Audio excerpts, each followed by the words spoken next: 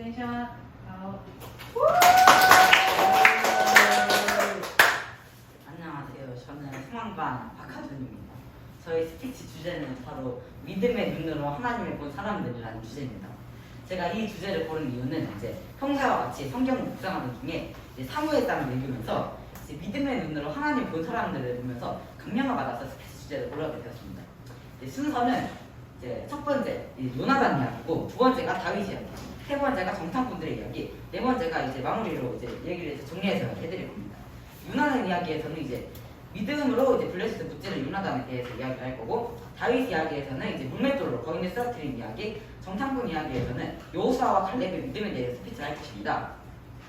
첫 번째로는 이제 요나단의 이야기입니다. 요나단은 어릴 때 이제 사울 즉위 이제 2년 해, 그 2년 때 되던 해에 블레셋과 이제 이스라엘의 전쟁이 일어나요.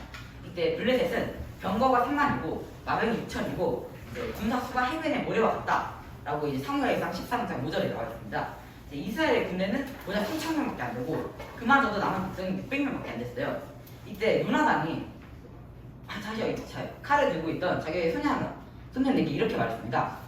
요나단이 자기 소년에게 말하여 블레셋 군대를 요나단이 자기 병기된 소년에게 이르되 우리가 이 한명 자들에게 부대를 가서 건너가자. 여호와께서 우리를 위하여 일하실까 하노라.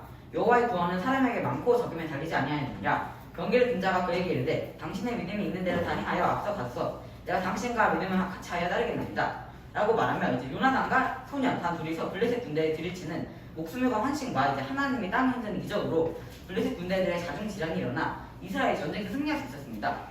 사울과 이스라엘 군대는 무서워하였지만 요나단과 소년은 거대한 블레셋 군대 수를 본 것이 아닌 하나님을 보았기 때문에 하나님이 이적을 내려주사 힘을 주시고 블레셋과의 전쟁에서 이길 수가 있었습니다. 다음으로는 다윗의 이야기입니다. 다윗의 이야기는 유명한 다윗과 골리앗의 이야기입니다. 블레셋이 또 이제 훗날에 이스라엘을 공격을 했어요. 이때 골리앗이라는 블레셋 사람이 40일 밤낮 동안 하나님과 이스라엘을 모욕을 했어요. 하지만 누구도 그와 싸우러 가는 사람이 없었어요. 사울과 이스라엘은 외적인 상황, 즉 골리앗만 보았습니다. 이제 골리앗의 스펙은 정말로 대단했습니다. 이제 키는 약 3m에 창의 두께는 7kg이고 갑옷의 무게는 60kg에 달했습니다. 사울과 이스라엘이 일어난 골리앗에 무서워 나아가지 못하고 있었는데 다윗은 달랐습니다. 다윗은 하나님께 기도를 하며 물맷돌을 골리앗의 이마에 맞춰 골리앗을 쓰러뜨릴 수 있었습니다.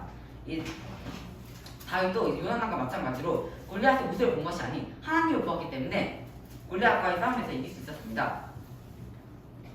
다음으로는 정탐꾼의 이야기입니다. 다윗의 이야기가 있기 400년도 전에 있었던 일입니다. 출애굽을 하고 있던 정탐꾼들의 모습에서 여호수아와 갈렙을 제외한 나머지 10명의 정탐꾼들은 이렇게 말합니다. 이스라엘 자손 앞에서는 그 정탐한 땅을 앞병하여 이르되 우리가 두루 다니는 정탐한 땅은 그 주민은 삼키는 땅이요 거기서 본 백성들은 모두 심장이 장대한 자들이며 거기서 네필렘 후손 아난다손의 거인을 보았나니 우리는 스스로 보기에도 메뚜기에 같으니 그들이 보기에도 그와 같을 것이라. 마치 이제 훗날의 사울과 이스라엘 모습 같았습니다. 하나님을 보지 않고 거대한 거인들을 보며 우리는 메뚜기 떼와 같다고 말합니다. 이 메뚜기 콤플렉스가 400년 뒤에 사울과 이스라엘에 일어나게 됩니다. 하지만 여호수아와 갈렙의 반응은 달랐습니다. 그들은 오순지세에 말하되 이스라엘 자손은 온 회중에게 말하여 이르되 우리가 두루 다니며 정탐한 땅은 심히 아름다운 땅이라. 여호와께서 우리를 기뻐하시다는 그 우리를 그 땅에 인도하시게 되시고 그 땅에 우리를 주시리라. 이는 과연 젖과 꿀이 흐르는 땅이니라. 다만 여호와를 거역하지 말라. 또 그 땅의 백성만 두려워하지 말라. 그들 우리의 먹이라. 그들의 보호자는 그들에게 떠나갔고 여호와는 우리와 함께 하시니라. 그들을 두려워하지 말라 하나 라고 말했습니다. 이들은 거인의 모습이 아닌 하나님을 보았습니다. 12명이 동일한 것을 보았지만 10명은 아낙 자손의 키만 보았습니다. 그래서 자신은 메뚜기 떼로밖에 안 보였습니다. 그러나 여호수아와 갈렙은 그 땅을 주신다고 하신 하나님을 보았습니다. 그렇기 때문에 그들은 우리의 밥이라고 당대 고백할 수 있었던 것입니다.